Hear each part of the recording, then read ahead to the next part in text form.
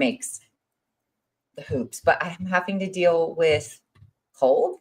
I know that sounds so. I don't know if you remember, but I just moved from Arizona to North Carolina. Oh, over the summer. On that note, I opened the window because I was too warm. Let me reclose it. Give me a second. Yeah, just because now you're going to be sitting and not pacing around.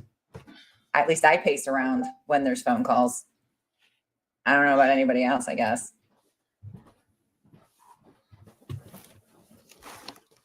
Dun, dun, dun, dun. My apartment has radiator heat, so I have no control over the temperature other than opening or closing a window. Interesting. Mm-hmm. Well, it's very Chicago. Okay. I was like, our forefathers did it or whatever. I wanted to say some sort of like generational trauma. It'll be fine. Yeah. What are you going to do? Okay. See, look, now I'm ready. I put on my lips for you.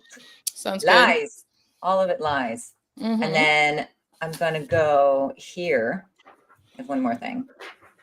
And then the show actually starts, which is funny. Okay. It takes a minute for people to get on and all the things anyways.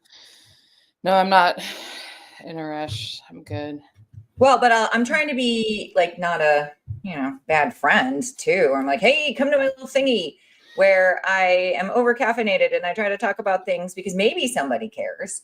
Oh my God. Did you see the comment that someone left in the group? Thank you. Oh, I think you might have to be, I know. Welcome. You finally just got in to the group and it's gone crazy pants. So yeah, welcome. This guy's like, how dare they let you post this, but they wouldn't post my ad. And I'm like, I'm not making any money doing this. I don't know what you think I'm getting out of this. That I think so unfair to you. Said comment was directed at me and not you, Bianca. Mm-hmm. So thank you for coming to the ride. I feel like someone came to my defense though, Brooke. We're not going to give it more time or attention than it needs, but it was a little jarring when that's like my first impression. For the peanut stand, I'm not selling anything on this show. This is like my love letter to the industry. Yeah, it's just like a little cute social thing. It's not that serious. I know. And one of the points of the show was, I didn't want to be a gatekeeper among several things, right? But also what I think has it only been this year, but maybe last year we got a chance to meet. And some of you might have seen Bianca at some of the events and the stuff, which by the way, she pays for just so she's better at her job. So again, there's like people out there that care. And if you're one of them, welcome to my little. Oh my God, I didn't realize we were live. Sorry. Why? You didn't tell me to be live and doing whatever. Oh, I thought I did, but you might have gone. I was like, okay, I'm just gonna hit the button because I got to connect all the things, and then there's a live. Oh, anyway. Okay. Sorry, I didn't realize I was live. Anyway, the button means live. I should really work on my verbiage. I apologize. Yeah, I did not know. But it's okay. I wear a cat hat, and my yoga ball's still there, or whatever, because I'm slowly declining. No, I understand. So we're here, but we're here in case people are just jumping on. Welcome to the show. If it's even a show, it's more like a stream. But this is, hey, if you're jumping in, I'm Tori, self-proclaimed condom charmer, but really the sales director at Paradise. And among many things, I've gone to trade shows, and many of you have been to those trade shows, kind of on the B2B side, and in kind of like learning stuff and meeting people like the fabulous Bianca here. I wanted to share that with other people because not everybody can go to the shows. And also it keeps my brain on straight. I get to talk to people and not be a hermit because I work at home. Some of you might understand that. Also to the point in the heart of the show was, thank you everybody for being here. I didn't think the show was going to be what it is now. And it's kind of just evolved in the last 3 years. And many of the community out here on this page have had a lot of great, feedback and things to say. So I'm going to keep going. We're going to keep doing this. And that being said, I usually try to start the show out with a condom joke, which today is, why did the condom avoid arguments? You ready? It's real bad. Because it preferred to stay safe and avoid unnecessary friction. Mm-hmm. I have a lot to learn from that condom. Right? It's actually, to be fair, I wrote it the other day, so it's nothing to do with anything. I thought it was bad and silly, but true.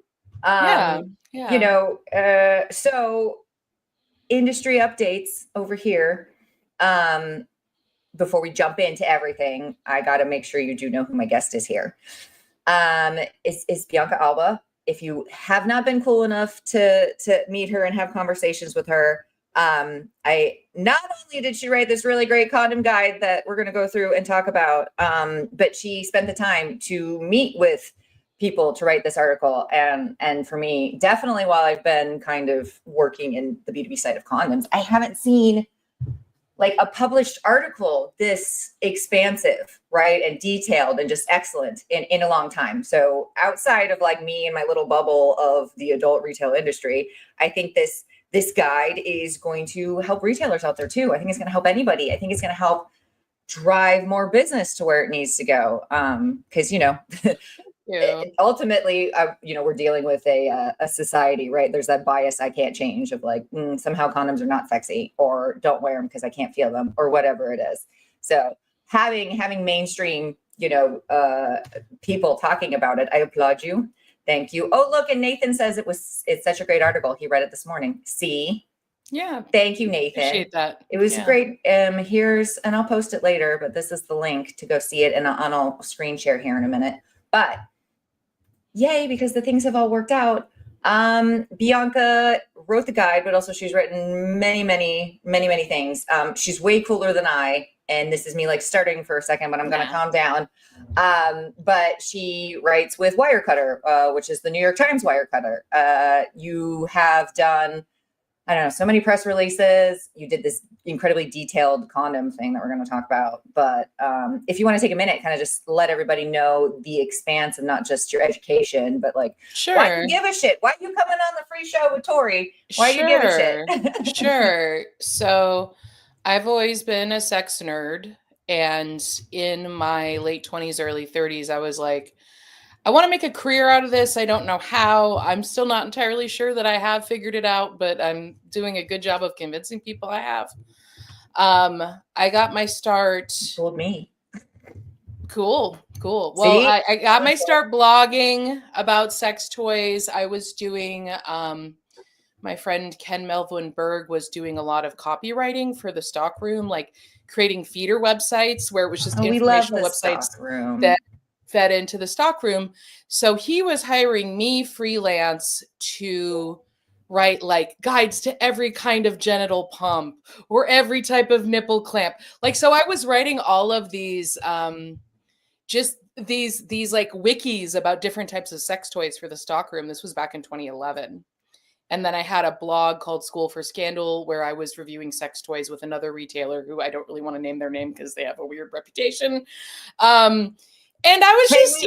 We've all made mistakes and learned from them. Yeah. So I'm just going to keep their name out of my mouth. And then I was starting to do some grassroots education. I was really active in the local like kink and polyamory scenes. So teaching people how to have their first squirting orgasm at BDSM dungeons, things like that, teaching people like how to dip a toe into Tantra.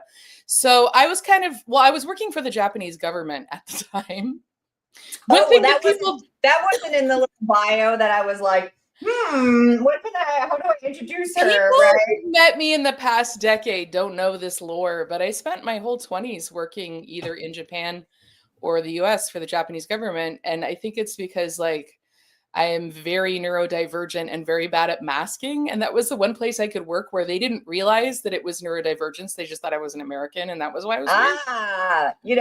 What an interesting, I've never thought of it that way, right? When you're, it wasn't until later that I figured it out, but I was just sort of like, why is that the only office job where I haven't gotten fired or I haven't fought with my boss? And then like, she's just that weird American bitch, leave her alone, whereas when I'm trying to do, I'm not cut out for corporate America. Yeah. On like being lonely, like, hey, well, I might feel like an outsider right now or whatever, but they don't know the difference and I'm killing it. Yeah, exactly. So I was able to like fly under the radar with my ODHD. And then I was like, dang, I really want to do more structured work around sexuality. I looked into doing sex therapy, but there are certain aspects of being a sex therapist. There's a lot of restrictions that are put on you socially around like, you can't go to sex parties in your area because you might see clients, stuff like that. And I was just like, that feels a little intense. So I ended up going to Indiana University where they have the Kinsey Institute and the Center for Sexual Health Promotion. Some of us might have heard of that small institute. Yeah. And like, I swear to God, Tori, when I was going through my process of like, where do I want to go to school? Who do I want to study with? What do I want to learn? When I look back at the journals from that era, like I'm like, list of schools, IU was number one. List of potential mentors, Debbie Herbenek, who was my mentor at the time, number one on the list. And like, I didn't even realize that until I went back and I was like, wow, I like literally like made it happen. I got a full ride for 2 years. Like I just right time, right place. It just like all clicked into place. And I did my internship at the Kinsey Institute. I did their blog for them. And when this is all before AI, ladies and gentlemen. I think if you went to college without ChatGPT, I'm going to give you a medal. But also if you're actually fucking writing blogs and stuff, pardon my French on my own show. But like I that's a whole other conversation. But I know lady here writes it like a real writer. Yeah, I write it. I've been told that I need to write more like AI, which makes me nervous, but that's literally feedback you got. That's hilarious. I mean, it's not hilarious, but it's hilarious. Oh my God. It's what, like, yeah. Right? And what we won't even go down.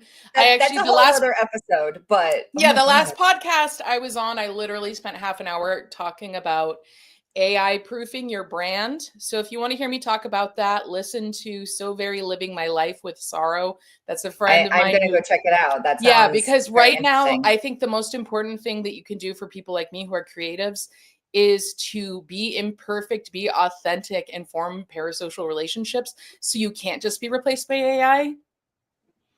Being generic is the death of right. Creativity. But also you need to learn. I think at this point, if you haven't picked it up and played with it a little bit, you're gonna get left behind. I don't want anyone to be taken advantage of. Oh yeah, no, I have ChatGPT. Right? I use it very judiciously.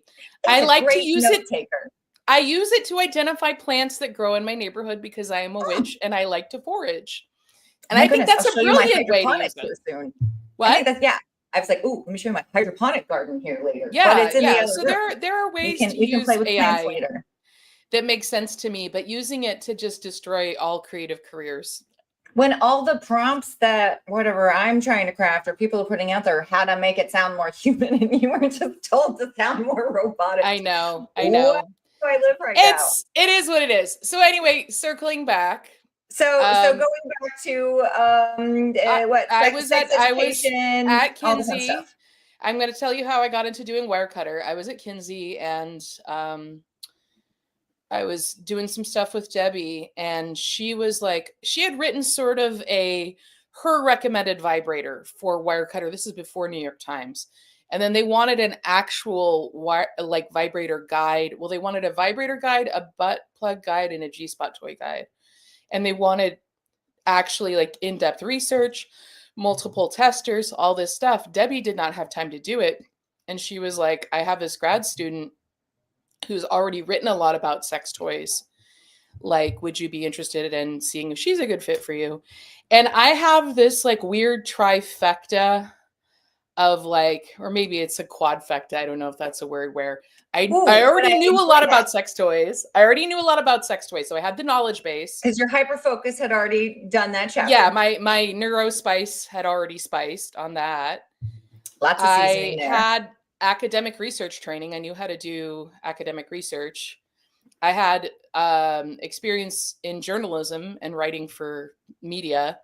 And I have no shame, and I will talk about my masturbation habits in the New York Times. I want to pick your brain another time on how you get to the no shame part. I think I'm finally old enough to give a fuck, right? But also, I think I still have shame. Everyone has shame. I think it was a combination of my upbringing and also just the neurospice.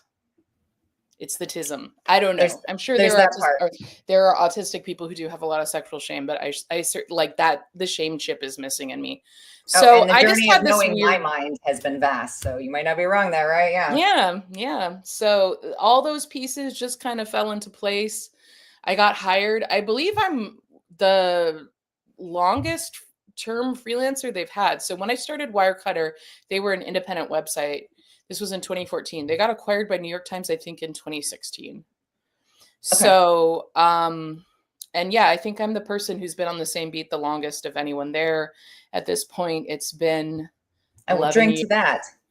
Yeah. You know, like there's no job security, but I'm clearly good enough at what I do, or it's hard to find someone who has the weird combinations of skill sets. No, you're making it happen. Also, say hi to Leah. Leah, have you met Bianca? I don't think so. Oh my goodness, Leah. She's at Maxtasy now. I knew her when she was back on one of the Deja Vu show floors. What was it, El Cajon? So she's fun. She's super amazing, and I love spending time with her. So hi, Leah. Thanks for coming. Yeah. Okay, so that's awesome. We did some human stuff, but now I'm gonna pick your brain because this is what we do. Oh look, she says no, I haven't. Oh, how cute. Okay, Leah, Bianca, Leah. It's gonna be fabulous. Thank you for coming. So knowing, what did you call it? The quadfecta. Okay. The quadfecta of weird skill sets. Yeah. You're here with your weird skill sets, and you made it work for you. What pieces what were you not ready for when you started writing about, like, because you had the nerd part, you had the writing part, and kind of blending them together? What were you not prepared for? I would say that the original iteration of Wirecutter, and they were very kind to me. They treated me very well. So this is no disrespect. And I'm talking about the old guard. I'm not talking about New York Times. But at that point, Wirecutter would have all hands meetings where all of the writers, all of the specialists, we'd all be on this giant Zoom call. This is long before pandemic, talking about the projects we're working on. And I remember when it came to be my turn to talk about what I was working on, everyone started laughing at me. Oh, that's rough. Yeah. Everyone was like, ooh, ah, ooh, ah. And I'm just like, and it's not about you, or it's not about, no, it's not about me. Yeah, it's obviously it's not about the reaction. But it is nevertheless humiliating to be like, hi, I'm this research science. I take this very seriously. I'm talking about my job that you're paying me to do and the logistics of how we're going to work with this retailer. Like, that's literally, we were doing a partnership with Early to Bed at that time. And that was all I was talking about. And they had to put the meeting on mute because everyone was like squirming and giggling.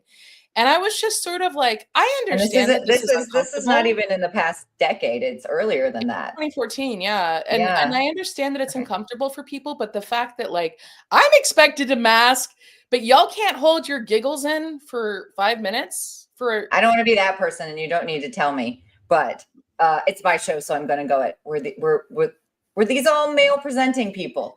It was everyone. It was a mixture. Okay. It was men and women. Everyone was, and I know that the laughter is discomfort. But again, it takes a minute to get to that. Had that happened to me in my 20s, I probably would have just like crumbled and died. It did hurt my fucking feelings. I mean, I know it wasn't about me, but it was just like, damn, like, no, yeah, it kind of hurt my feelings. And it also was like, why did you hire me to do this if this is like so triggering? And the other thing that I will tell you about from that era was I spent 6 months putting body and soul into making these 3 guides, right? They came out on Valentine's Day, and they hid them in the back of the website where no one could find them. You had to have a direct link. There was no way to navigate to them from the Wirecutter front page. Without the direct link, they were kind of the dirty little secret. And that devastated me too, because I was just like, wow, I was so proud of what I did, and now it's just like buried. Oh, and well, you know what? Thank you for sharing all this, because I know a lot of us sometimes feel that way when I tell people, like, I'm selling condoms, right? They're like, oh, it happens like every show. It is so hard to be in this industry, and to stay heartened when there is so much pushback. So what flipped that actually was in 2020. This is after we're now in the New York Times era, right? And New York Times didn't have it hidden. Like, they have an adult section, but it wasn't like buried, right? They tweeted out the vibrator guide in July of 2020 when everyone was at home, bored as fuck. And it went viral. And then they realized that they could make fuck you money selling vibrators. And I know this now because I've spoken to people, who are featured in the guide. I'm not making fuck you money, but New York Times and some of these brands are.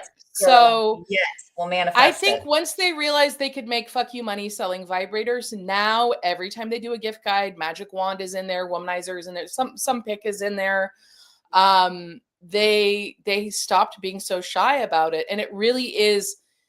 They realized there was money. They realized there was a legitimate business. There was a legitimate business there. There was a way that they could make, because I feel like something like a vibrator that's $100 is, it's a big enough sale. They get a nice cut off of that, but it's not so expensive. Like, and I don't know, like, I feel like it's an easy entry point where people are going to be like, oh, I've always wanted to try that. And they'll just buy it on impulse if Wirecutter says it's okay. Maybe they would have been too shy to do it otherwise. New York Times says it's okay to have a vibrator. I'm going to buy the vibrator. And so, like, maybe that's easier to do a big volume of than cashmere sweaters, or I don't know, designer doggles. Yeah, because that's like, I would think it's like cosmetics, right? It's like, hey, here's the new option. We're talking about, like, people easily spent over $100 on a serum.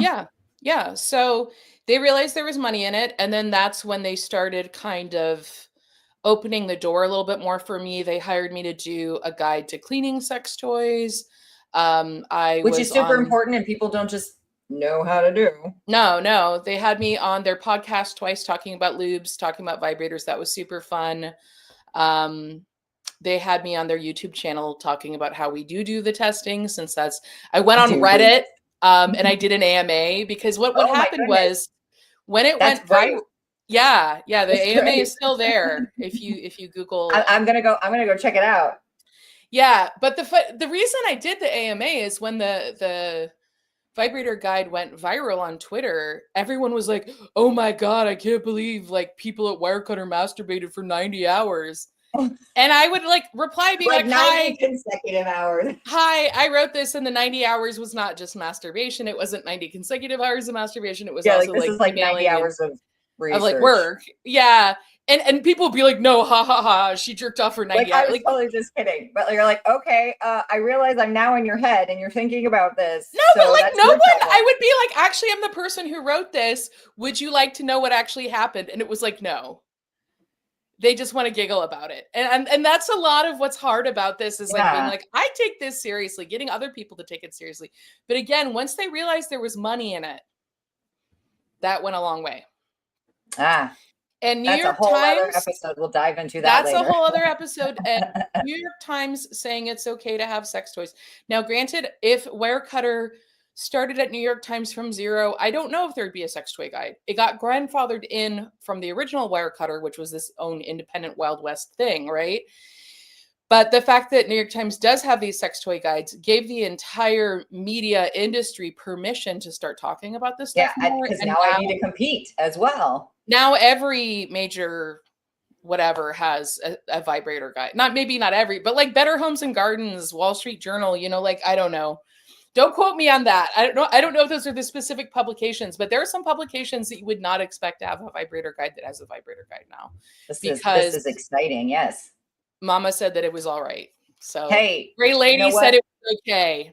I'm gonna take it. I'm gonna say, right, one of the number one things I'm hearing is that foot traffic is down in stores, right? So hey, you know what? If New York Times says it's okay, how do we use that to get more people into your stores? Right? Yeah, because obviously Wirecutter makes its money from affiliate sales. So, but it doesn't mean that the sort of like guidance it gives, or the fact that it's out there, you can't be like, oh my God, and all of these things featured here, or I don't know. Well, I think that there's also, sorry to interrupt you. Oh, no, go ahead, please. I think that there are going to be consumers that only want to shop online. And granted, they can go to a retail. I mean, I shouldn't be talking about where people should buy things. I don't know if this is a conflict of interest. But in my heart, I do think people should be supporting my show. No one's getting paid here, including me. I'm not like. I know, but I don't want to get in trouble. I don't want to get in trouble with my bosses, right? Oh, but that would mean that they'd have to watch me. Just kidding. Yeah, fair enough. But I mean, what I'm saying is, like, there are always going to be the people that want to buy it online. There's always going to be the people who want to buy it in person. But yeah, it's like, how do we get those people who want to buy it online to buy it from the small retailers so that they can stay open, Yeah. Or again, just using the sort of like, hey, there's demand out there. Yeah. How do you take that demand trend or whatever and turn it to something that you can use to get more foot traffic in? Yeah, absolutely.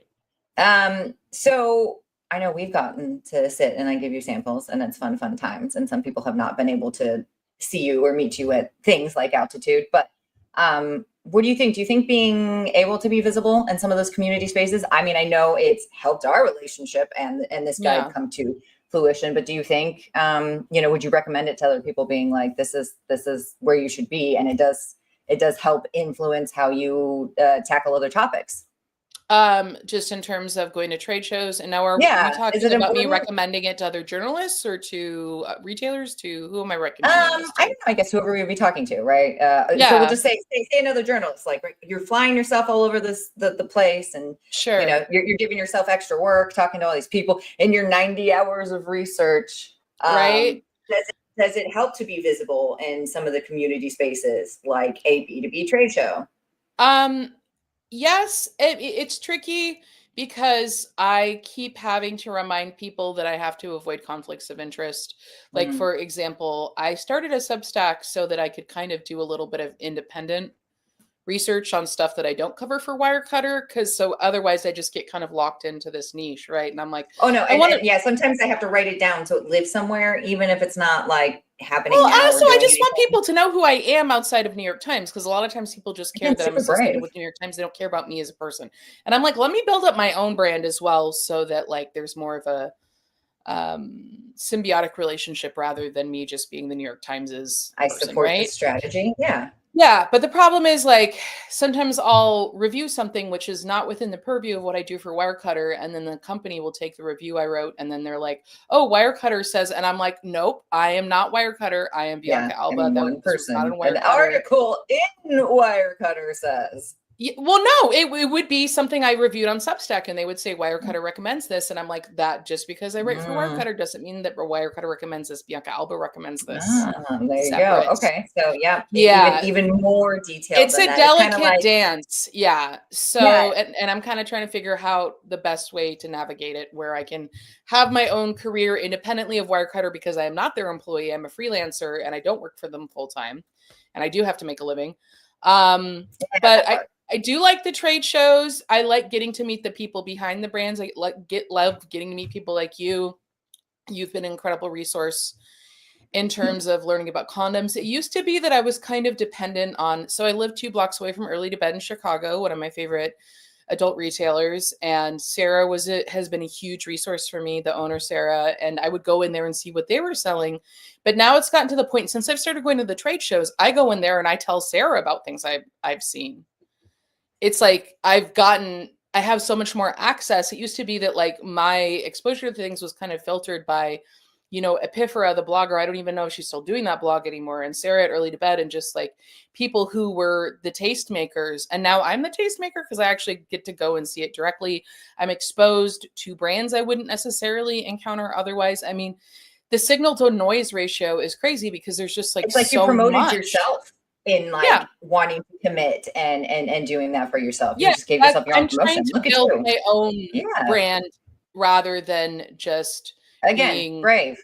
I am not Wirecutter. I am my own person who works with Wirecutter, but I am not Wirecutter, if that makes sense. Right. Well, I get it. Right. You tend to feel like you do a lot of things for the company, but the company doesn't necessarily need to do a lot of things for you. You kind of get the I'm a freelancer. I have no protection. I'm not an employee, so I have to make sure that my own butt is covered in terms of everything. But you also want to do good work.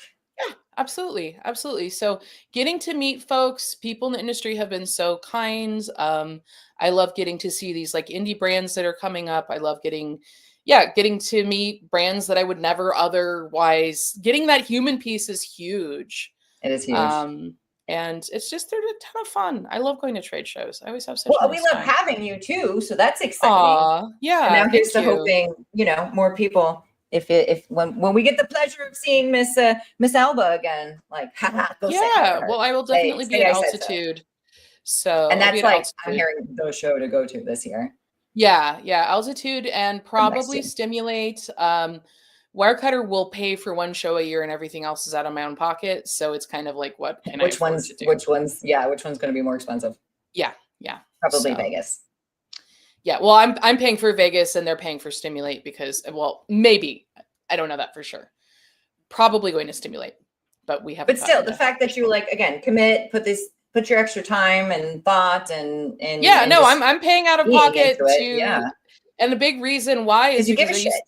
Well, I give a shit, and also I used to live in Vegas. I have friends there. Oh, I want to go to Vegas every year anyway, just because I love Vegas, and it's like an excuse that my trip to Vegas. I am going to Stimulate. I went last year. It was amazing. I'm going again. Ooh, Nathan says, yeah, I had a blast okay. at Stimulate. I had such a good time. It was really unique. I like the fact I didn't that go, they have. but I think I'm gonna go this upcoming It's year. cool. Well, they have a lot of doctors and clinicians and therapists in the mix, so it's not just a B2B show. It's like there's a bigger sex ed component in the mix as well, and great networking, and just it's in Nashville, which is fucking surreal. Because to me now. Yeah, well, I mean, the censorship there is hardcore, but like they had a whole line dancing party, and it was kooky. It was fun.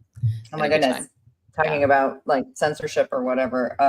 Funny story. Again, I'm still adjusting to living in North Carolina, and it was cold today, thus the hat.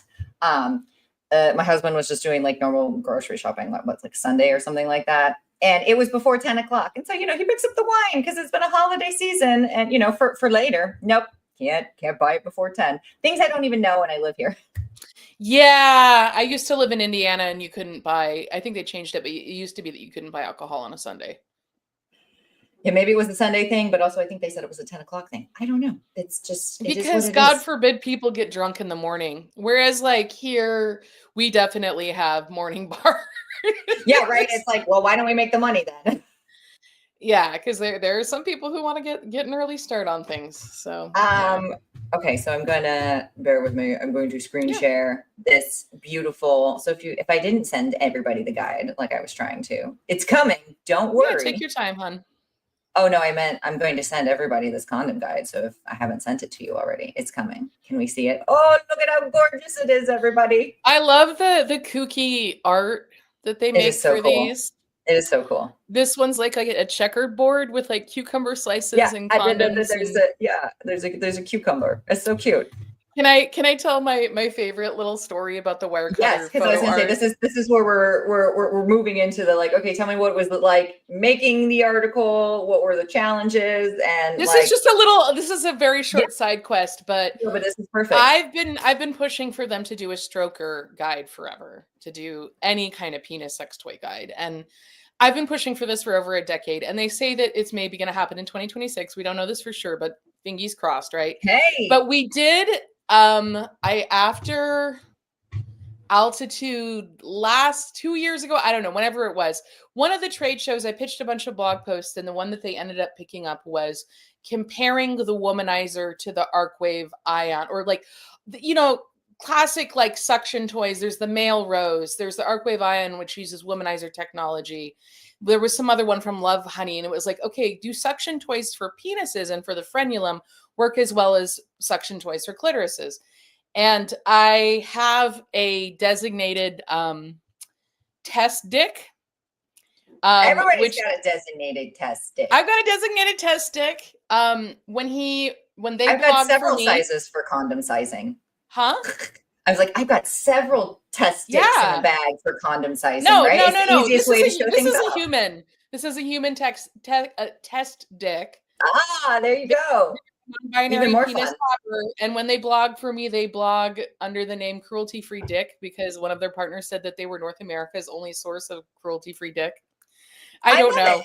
Yeah, they're kooky.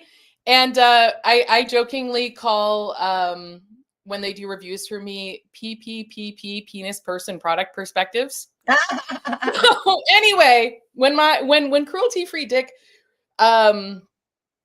reviewed these various suction stroker toys for a blog post, not for a whole guide, but just for a blog post, the photo art, like when we did the rose toy, it was like the rose toy in a vase of flowers and a candle, like very like bedside table, very elegant.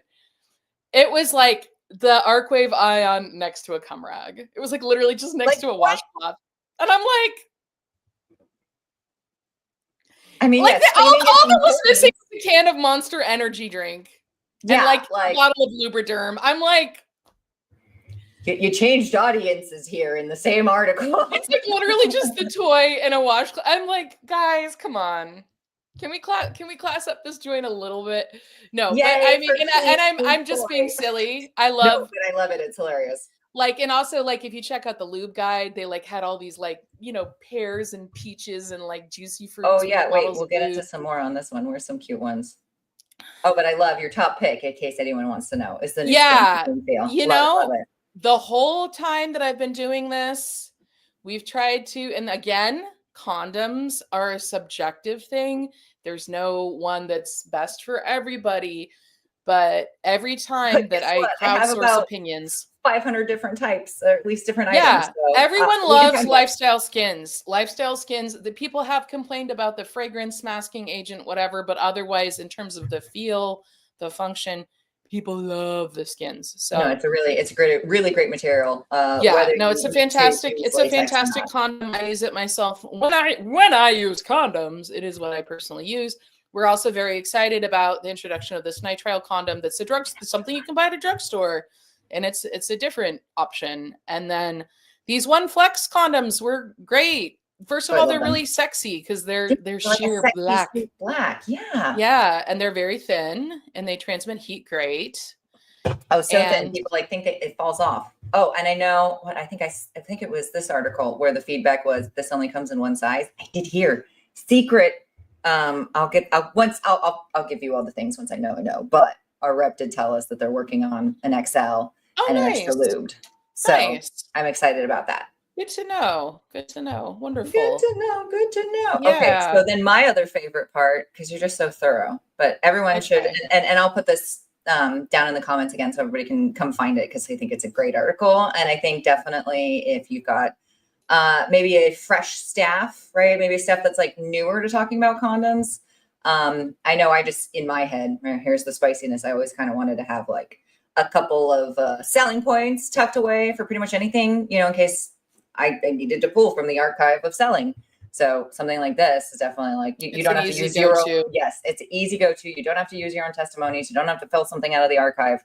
It's just already here, right? And again, she's super, super thorough. But I did want to ask, like, can you tell us how deep the research went and any, and going behind it, like give us a sneak peek in behind the scenes, because again, I read it. And so when you guys go read it, look at super, super thorough. She's like listing how everybody did it and what ones in the conversation. Like it's great. So the condom guide has always been my most challenging guide to work on. And to the point that I was like, I don't want to do this anymore, because I had PTSD from the first. No, well, here's the deal. The first time we did it, we're doing a lot less hands-on testing now. We're more just like looking at what's on the market. How thin is this? Opening up the packages. Like, okay, and I'll explain why, because doing the hands-on testing was an absolute nightmare. The first time around, I think we were looking at 36 different condoms. We were looking at a snug fit, a standard fit, a larger fit, down the rabbit hole, right? Non-latex, latex. We were looking at 36 different condoms, and we had 36 different testers. And the attrition on the tester pool was abysmal, because with the vibrator testing, back when I was doing panel testing for vibrators and other toys, if I had 6 people each trying 6 vibrators, I could usually get them to submit their data sets for me. But if you have 36 people using a condom with a partner and then they break up, or this person is allergic to this, like, you're not going to get the feedback. Yeah. I had such a bad data set for how much work I put into it, because so many people just never turned in their data, or they had some excuse, or someone broke up.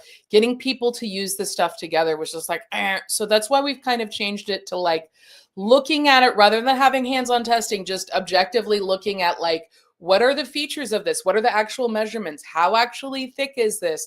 Reading reviews and having to take a different approach to it, because I'm sure if I could have done, like, if I could have paid people to test it, I might have gotten better results. But because this was unpaid testing, I just couldn't get the data from folks. Like, I got enough data, but it's not even a statistically significant data pool. So the condom guide has been a beast to work on. And also there's just like so much stuff on the market, and So I just do my best. And this was our first real update since it came out. There was a mini update in 2020 where they just kind of looked at what was on the market and tweaked a few things, but didn't do too much. So this was like, honestly, the first big overhaul in a decade. Skins stayed triumphant because it's a great condom. And I love that it's available in a drugstore, because a lot of times the stuff I recommend, some of the things I like our G-Spot toy pick of all time is like the Enjoy Pure Wand. And that's like not necessarily super easy to get your hands on all the time. Yeah, and not every retailer even carries it. Like I've never even been able to reach a PR person from their team. And it's priced as a very premium product. Yeah, right? Exactly. Not every store is going to be able to cater to that audience. Exactly. But lifestyle skins, you can get them at any Walgreens, any CVS, any Dwayne Reed, wherever the heck you go. And for any retailers out there, know that drugstores are definitely on the higher scale of pricing, because commodities you can so you definitely can compete with. I mean, there's a range, right? Anything online is going to be cheaper, but as far as in store, you can compete with drugstore prices. Yeah, depending on where you want to be. And if someone's like, "Oh, this is my favorite brand that I always get at CVS, but it's $2 cheaper here." There you go. Yeah. Now you got your quick turns, and you got foot traffic coming back in. Yeah. Yeah. So that's definitely, but yeah, it's been, I'm going to take a look at my notes, because I did make some notes about this. I think one of the things I really want to emphasize about the condom guide is I absolutely stand by my picks, but I never claim that what I choose is going to be the best thing for everyone, because everyone has different needs. And what I really want the condom guide to be is a jumping off point for people to start talking about it, having permission to use condoms, because I feel like people are really hinky about condoms these days. Now that HIV is more treatable than it's ever been, and we have stuff like PrEP and PEP and everything like that, which are amazing tools to have, getting people to continue using condoms can be kind of a tough sell. And there is this girl on Instagram who she was like, "Oh, everyone is getting STDs. Y'all just need to stick to giving each other hand jobs." And I'm like, "What about condoms?" And someone was like, "Well, you can still transmit herpes." And I'm like, "So you shouldn't use condoms because you could get you can still transmit herpes? Okay, would you be transmitting it anyways? Then? But everyone has herpes, and most people are asymptomatic and don't even know they have. I'm just I'm crying in public health. Yeah. And someone actually replied, HIV is meds for the rest of your life. God. No, but you don't know what's happening right now, Bianca. This is the boss. You've met him. He's never watched my show before. You don't even know what's happening right now. This is a moment. At least I don't think he's ever watched. And he commented, but he's right. Yeah, HIV. This is medication that you have to take for the rest of your life. And someone was like, "Ha ha ha." Well, they said they thought I was a man for some reason. They were like, "He thinks that condoms will prevent gonorrhea." And I'm like, non-binary doesn't always make you a he, but okay. Oh, what? The gonorrhea. This person was like, "I can't believe he thinks condoms will prevent gonorrhea," and I'm like. This. I just deleted my comment. I literally gave up because I had all these like Gen Alphas dogpiling me about how terrible I was, that I was suggesting that maybe people have intercourse with condoms. I don't know. And I'm like, oh, so you're gonna normalize getting STIs, and instead of considering that you could use a condom, it's like, no, well, because you're still gonna get a disease if you use it. Like, what? I guess with the medication's so much more expensive. Yeah. Even if we're talking Plan B, right? That's $60. So I'm going to tell you a fun little anecdote about me. So I am 45 years old. So I was coming of age when the HIV AIDS epidemic was raging in the 90s, right? I was 12 years old in 1992. I was 16 years old in 1996. And we were getting education about all this. But I remember the first erotic dream that I had was about a condom breaking as a teenager.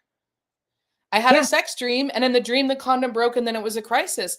I never had a sex dream that was a fun sex dream. I was so anxious because it was so built into my psyche. Being led by our anxiety and our youth. Yeah, but at that point in history, no way were you going to fuck around without a condom.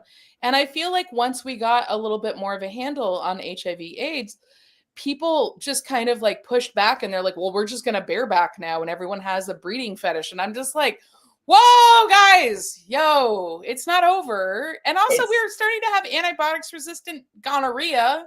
And yeah, gonorrhea and syphilis. Reports of syphilis are back. Well, yeah, and it's like, and it's congenital syphilis. That's huge, which means people don't realize they have syphilis, and now they're giving it to their unborn children. Yeah, and also like just there's not necessarily adequate access to like STI testing. Like no, and living that's like in Chicago. Living in Chicago, I can go, like AIDS Healthcare Foundation has a free testing thing in Out of the Closet. I go there. That's easy. Boom, right? And there's also like online options for testing now. But when I lived in Indiana, I went to the public health clinic to just get my annual STI test. And they told me that unless I had symptoms of something, they would not give me testing.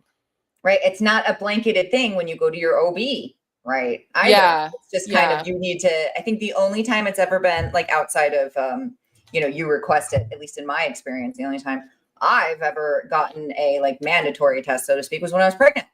That's the only time. It's like not, and I've never even been asked, to be honest, right? My doctor gives it to me as part of my standard annual physical. Like I actually told her I didn't need it because I had gotten it done and she did it anyway. But she works with queer populations. She did it anyways. But she's working with a lot of your doctor, and that's the cadence you guys have made. Yeah. Well, and that's just how she is. She does it for everyone. So, thanks, Brendy. My friend says, "I look cute." It's the hat is adorable. So it is really, doing the condom guide is hard because, well, also what was really funny was during the fact checking phase, like there was some part where we're like, yeah, we know that a lot of people don't like using condoms, and the fact checker was like, what proof do you have of this? And I was like, oh my goodness, yeah, I mean, it kind of makes sense. It's like there's this bias that people talk about or don't talk about that's like planted into your brain. But also there's tons and tons of articles where people are asking. Well, and I had cited a research that had been done at a university talking about college students. Let me know if you need more, right? And the fact checker was like, oh, well, this is just college students. It's not generalizable. And I'm like, how? What do you know about it's a sample size of 500 for fuck's sake? Like, how is this not generalizable? But it's just, I think in an interesting way, I would say that probably the condom guide is in its own funny way the most triggering and controversial of like all the guides we do, just because there are so many feelings about condoms. People have really complicated feelings about it, and it's all tied up in pregnancy. It's all tied up in disease. Like, yeah, obviously, if you use tied up in trust, like some of the craziest gaslighting stuff I hear is like, oh, well, then I guess we shouldn't be together if you think I'm a dirty, diseased person. Like that. Yeah. So it's a tough topic, and like I said, just commenting on someone's Instagram post suggesting that people use condoms if they keep getting STIs got people so angry at me. And I'm just like, I'm of an era where it was just a given that you used condoms. Yeah, your bias is a little bit different. I was like a teenager in the 90s. No one wanted to get HIV. So it was just like, and now it's just... If you haven't lived through that trauma, I think it's hard to understand what that was. Oh my goodness. Like. Well, if you want to get real depressed, go do the research on HIV in Atlanta right now. Oh boy. Yeah, I can imagine. But I'll leave that with you. You, the journalist, you go find the research, or let me know if you want to see I'm sure it's there. There's like pockets of really bad HIV infection in rural areas and nursing homes and like just the most weirdest places. A really sad one though, right? Yeah, because no one's using protection. Because I've had an educator come on, just a quick segue, and they were a nurse in a previous life, and they told us about this one family where the patient had been diagnosed with Alzheimer's, and then found out it was syphilis. So not only was it Vietnam, right, is what they were thinking. And then so people didn't know, they didn't do the tests. But also like how crazy, like when I started thinking about this more, how crazy would it be to be like from a family side, right? Like to find out that Alzheimer's doesn't live, like is not in my genetic system, and it was syphilis. So I have a crazy family syphilis story, and I apologize to my great grandparents because I do ancestral work. Let this be education. We mean to inform. Yes, we do not mean to judge. My great grandfather, I won't say which one, so that way nobody knows which one it was. Oh, there you go. One of my great grandfathers had syphilis from seeing sex workers, and him and my great grandmother had to wait I think 6 it's back when you needed a blood test to get married because of the syphilis. Well, it must have been the because my grandmother was born in 1913, so Victorian era. They basically had to wait until there was a cure for syphilis to get married. They waited a long time. Wow. So they just she stayed. She just was like, I'm going to take wife duties without being wife. That was her man. So she waited however long she waited. See, that's what it is then. When it's your person, it doesn't matter. Yeah, and I don't know. I don't know all the details of all that. We don't know. She was my birthday twin, so I feel a weird kinship to her. I also hear that she was an amazing pain in the ass. She once, my uncle needed to catch a bus that was about to depart. And she was this tiny little old lady, and she drove her car and she parked it in front of the bus as it was about to take off and forced the bus to stop. So she was a very stubborn. She was a Taurus. I'm a Taurus. Oh, you Tauruses. That's okay. I'm an air sign. You'll figure out which one. I'm sure you will. Well, you're a Gemini, aren't you? No, I'm a Libra, but I'm Gemini ascending, so I get Gemini's love to yap. I have Venus in Gemini, so I love to yap. See, but Venus is everybody loves a Venus. A Venus planet. Oh my goodness. Yeah. Okay, so the guide is lovely. What do you hope what spark of the imagination would you hope anybody takes away from this guide, right? Just to talk about just to think about sex and talk about sex. I don't care if you buy my recommendation. If it gets you to try, if it motivates you to use condoms, if you've been having risky sex, if you're like, actually, you know what, maybe this is worth a try. If it gets you to try a different condom than what you usually use and find your new favorite, if it gets you to have a conversation about sex with your partner, if it gets you anything, I just want it to be like a sounding board to get people thinking about sex and talking about sex. And I really think that there's just a tremendous value in having it be the New York Times. And the funny thing is Wirecutter is totally siloed from New York Times, but because it's attached to New York Times, it's therefore legitimate, Yeah. And so it's, use what you got. Exactly. So if it's getting people to think and talk about sex education, that's really what I want out of it more than anything else. Oh, and just to piggyback on you, I want kind of what you mentioned early, the accessibility of it, right? There's so much, as you mentioned, this was a difficult guide for you guys because it's a product that's been around for close to 100 years. I should say at least manufactured, right? Yeah. I'm not going to talk about all the other things before it. So it's had a lot of development. It's gone through a lot of selling ebbs and flows, but it's still hard to really there's no sizing guides when you go walk into a drugstore of hey, these are the condoms you should use. There's no One has come up with that system for their MyFit, great. Which is really cool. About OneFit all the time. So great. OneFit is amazing. And that's one of the funny ironic things about me is I'm just chronically single. I would be the bachelor uncle if it was the 1950s or the spinster aunt, whatever. I'm chronically single. Right? But I did, and actually, the first time the condom, I'm just gonna overshare here. No, this is great. Welcome to the family. The first condom guide, the first iteration of it, I was freshly single off of a 4-year long monogamous relationship where we were fluid bonded. And I had never used Tinder before. And I'm like, you know what? I'm going to go on Tinder and I'm going to find some people to fucking test condoms with me. And you would not believe... Such a journalist. I need to do the thing. No, I was like, I'm going to do it for science. And this seemed like, this is a really fun, cute... No, oh my God. It was so hard. It was a hard no for a lot of people to be like... Listen. It was a no strings. I'm like, no strings attached. We fuck. But we have to use a condom and you have to give me your opinion on the condom. But otherwise it's a one night stand. Let's do it. And people were but people were and I'm like, you have to meet me in public first to know. And this guy's like, well, I'm not trying to date you. I don't want you to be my girlfriend. I'm like, I literally just want to meet you in public. So is a safety check. Yeah, like so, just as a vibe check. People just like wanted to come to my apartment without any sort of screening. And then people are like, well, do I get to stick it in your ass? And I'm like, answer the first question first.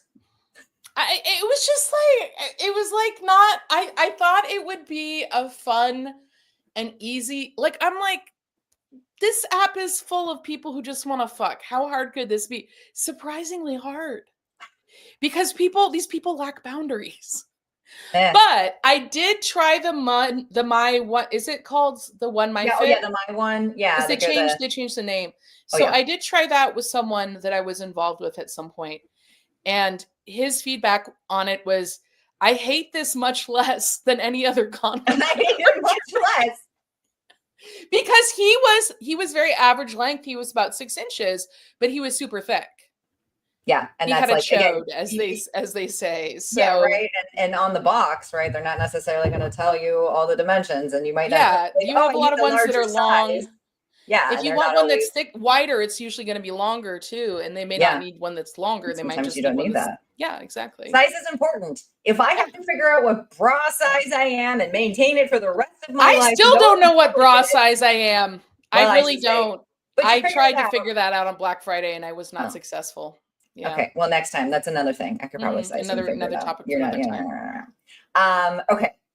Last but not least, and then we'll do my quick little rapid stuff because they make me laugh, and then I will release you because I'm trying not to be a bad friend and do like a 2-hour podcast. Oh no, you're good. I love to yap.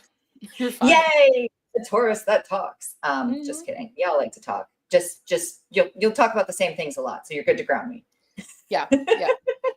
I have my notes just in case. Oh, perfect. You're so sweet. You made notes and everything. I can make notes and then do what I want when we get on here. Yeah, exactly. But it's good for me to like think it through before I get to yapping.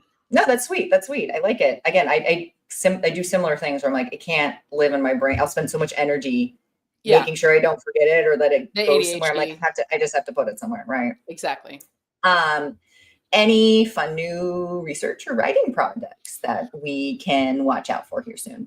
I can't talk too much about what I do for Wirecutter. Well, also I don't entirely know what guide we're working on next, but I am working on a blog post about one of my favorite products. I can't say which one, but I'm getting to write a little ode to one of my favorite things. So that's super fun.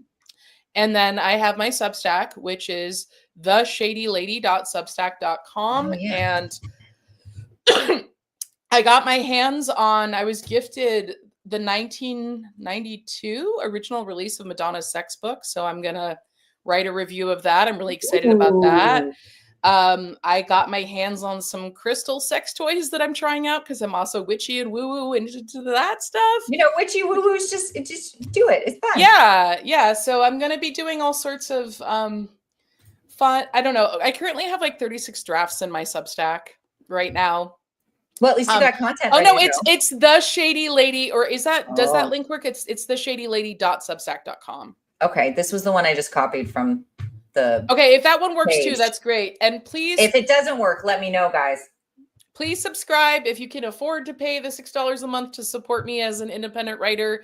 I would love that. If you can't, that's fine too. You can read it. It's free. I don't paywall anything currently. Let's see. Yeah. So I have lots of stuff lined up for Substack. I'm going to be writing various reviews, writing book reviews. I love revisiting old sex books. So my friend, there you go. My friend found this like lesbian erotic cookbook from the 90s. So like I wrote a review of that. Like, just I try to keep it fun and kind of silly. You're just trying to keep your spirit, right? Like, yes, we have to work, but we can go back to enjoying what we do. I don't know why that kind of stopped. I know me. It's like the bandwidth, the pressure, everything's easier and somehow harder at the same time. Like all of that. But like, remember, you can enjoy what you do. And I also make reels on TikTok and Instagram, which are largely not sex ed. And I was trying I also make candles. Yes. I also do tarot card readings. I am a jack of all trades. I do all sorts of goofy things. So because you're living your life. I'm living my life, and I make. Wait, let me grab a Volva candle. I'm going to show you. Okay, I gave you a Volva candle. I forgot to grab mine. It's in the kitchen, and who doesn't want to see a Volva candle? It's going to be amazing. There we go. I love how I can hear it. If you are looking for Who doesn't want one of sex these? positive gift. Aren't they beautiful? May I recommend it's a candle. A vulva candle. I also have penis candles. I also wrote on Substack about making plaster casts of my nipples and making nipple soaps for an Ed Gein event at an oddities store in town. Why not? So I do lots of cool creative products. Yeah, so check me out. I'm on Substack. I'm on Instagram as Bianca Alba MPH and Shady Lady Brand. Shady Lady Brand is where I make the candles and do the tarot. So yeah, those are my kind of big three things, is like Wirecutter, my Etsy, my witchy tarot stuff, and then my Substack where I do a mix of sex ed and also some woo-woo. Again, why not? The jack of all trades, and your master. I gotta keep it fun. Sex and witchcraft are my hobbies, and the things I like to write about and create about. Oh yeah, and the whole writing and making a living and no, it's that part because I'm self-employed. So yeah, and then everything is always easy and perfect, right? Of course. Yes. So support my small businesses, subscribe to my Substack, buy a vulva candle. You'll make me so happy if you think I'm cool. Yes, everybody do the supporting because it's important. At least I like to try to support anybody who's like trying to be sex positive. I call it like the Dumbledore army, right? Like condoms are not the end of the world. I just want you to know that there's more resources and information, and then make a decision. Yeah. Absolutely. Okay, no thinking, instinct only. You ready? But I wrote down my list. Oh. Okay. Instinct only, but I made notes because honestly, look, Tori, if it's instinct only, I'm going to go blank. That's fine. I know. That's why I have a whole outline I sent you before this. But also, we'll pretend. You're not supposed to tell my audience that you had to write it down. No, shh. They're supposed to be surprised. Actually, it's amazing. So we'll pretend that I'm being surprised as I plug in my laptop. She's super, but I also appreciate you putting prep into this. That's kind of like going to make me weep tears of joy. Thank you. Yeah. Okay, you ready? Yeah. I'm so glad I didn't change the questions on you. One sex ed myth that needs to just disappear. This is not universal, but definitely some pockets of sex educators believe this. The idea that kink is unhealthy. Yeah. That's an interesting one. That's bullshit. Yeah. That's a whole other episode. Thank you for the new. That's an incredibly complex topic, but I don't like people who dismiss kink as being unhealthy. Fair. Or just like I don't like people who just dismiss things of people. Like maybe at least be curious. It doesn't have to be your thing, but at least be curious to understand, because a lot of it has to do with your brain all the time. This piece of meat. It's very interesting. Yeah. A pleasure tool that you think deserves way more hype. I love metal toys. All of my favorite toys are metal toys. Metal and glass. They just don't get the space and like the attention they used to. And no, they're great, especially if you're someone that doesn't want to clean your toys or doesn't like cleaning toys. Yeah, they're non-porous. The weight is nice for getting into the G-spot. Metal transmits vibration really well. I just got this amazing metal vibrator from Like a Kitten, and then Crave makes amazing stuff too. Like, the Crave. I love all of the Enjoy Pure Wands and Pure Plug metal toys. That's my jam. Love, and Like a Kitten. Here we are. Like a Kitten is fantastic. Yeah, they're. I mean, because they're relatively new. I love to see them. They have this one called Fly Me to the Moon that looks sort of like something you'd see in a doctor's office, but it's a great toy, and I've really enjoyed using it. That's fantastic. Yeah. What's a phrase about gender you wish we could all just leave behind? The idea that men have higher sex drives than women. I think that's bullshit. I think that women are supposed to suppress their sex drive or pretend or gatekeep sex, but I don't think that women automatically want sex less than men, and I think that's a really harmful idea. Does that answer the question? I wasn't quite sure what a phrase about gender you wish would leave behind meant, but that was kind of men. No, I understand. That's why it's open for interpretation. I thought that was really great. You want to share with us what the best advice you've ever received from another educator or peer? Because this is how I get my goods. Never make assumptions about your audience, which both means don't assume that they have any education, but also don't assume that they know nothing. I like that. You have to meet people where they're at, and people may know way more than you think they know, or they may know way less than you think they know, and just don't assume and actually like get in there and see what's actually going on. Always check. Don't assume. Yeah. Right. I like that. Same thing. It's one of the top isms in selling, right? Don't assume anyone's budget. Exactly. Just don't assume. Just don't assume. Yeah. See what's actually happening. What's actually which, happening. you know, is easier said than done for most people, but you know, maybe now you'll check it. I don't know.